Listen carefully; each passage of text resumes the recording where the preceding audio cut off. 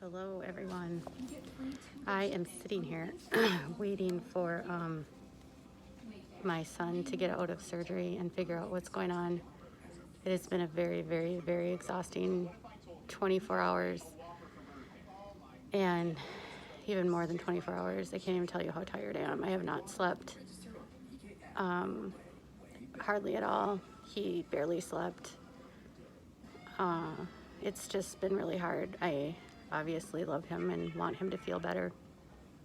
And it's hard because I don't know what's wrong with him, and we're going to try our best to figure out what's happening. And he has amazing doctors and everything. But the craziest thing that I've noticed in this whole situation is that where we're at is normally a very, very busy place, like very busy. There's usually like people bustling everywhere, like, and it's just dead. There's nobody here. It's crazy. Like, you don't even realize like how much the world is impacted by the pandemic until you actually see it firsthand. And it's been kind of shocking. Like when we were upstairs in our room today, our nurse told us that they have like cut all the nurses to half-time because there's just not any patients, because nobody's coming to the hospital, nobody's scheduling surgeries, nobody's doing anything. So like healthcare facilities that used to be super busy are just completely like quiet.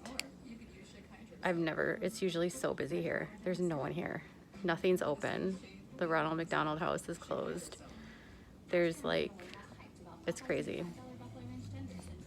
They've had to change so many protocols here too, like so many. It's crazy. I'm like, you have to sign paperwork now that you could potentially expose yourself. You have to be able to like, you have to be okay with that. This is definitely not where we wanted to be. We were hoping to stay away from this. We were like crossing our fingers that like he wouldn't have any emergencies. And we hadn't had any emergencies in like almost 2 years. So we were like on this really good streak and we thought everything would be fine. But it's obviously not. So I am just like, the also really cool thing about all of this is that like some really cool conversations have been like happening.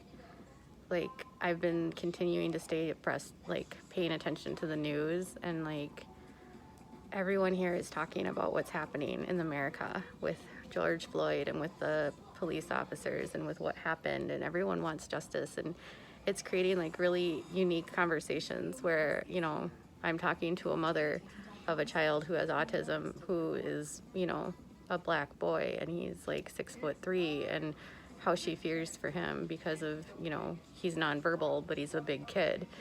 And then because of the color of his skin, it just makes her feel very scared. And then like talking to like the white doctors and the white nurses that are males, talking about how like powerless they feel, to even like the paramedics that we talk to, talking about how the whole system with the police department just has to change because they have no accountability and they never get in trouble. And the paramedics said that they always have to diffuse systems. It's crazy.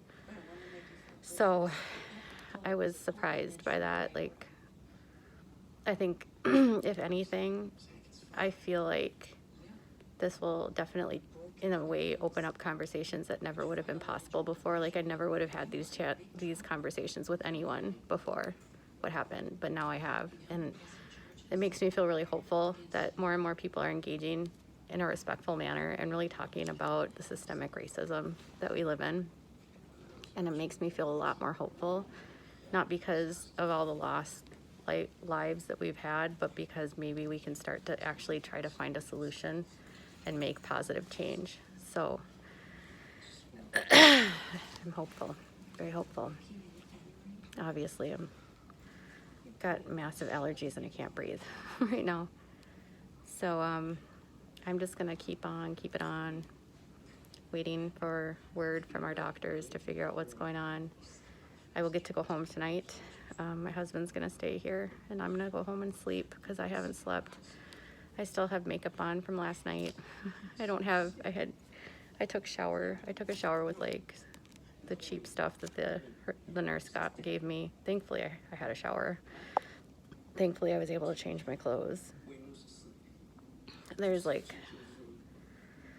I'm just really thankful for all of you guys thinking about us, and I'm probably not going to share like what happens. I just want to respect his privacy, but it's interesting to be in a world in a pandemic and in the middle of this whole stuff with George Floyd and in St. Paul, Minnesota, and dealing with the aftermath of all of that.